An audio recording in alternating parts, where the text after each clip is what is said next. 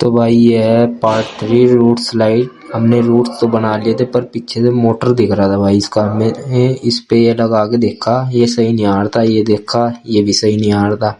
ये देखा तो ये सही आ रहा था भाई। हमने इस पे निशान लगाए, निशान लगाकर कटिंग कर कर इसके अंदर भाई वायर कर दी। इसकी वायर करने के बाद हमने इसे लगाया, एलपी से चिपका दिया। एलपी चिपकाने के बाद हमने इस पे स्प्रे किया।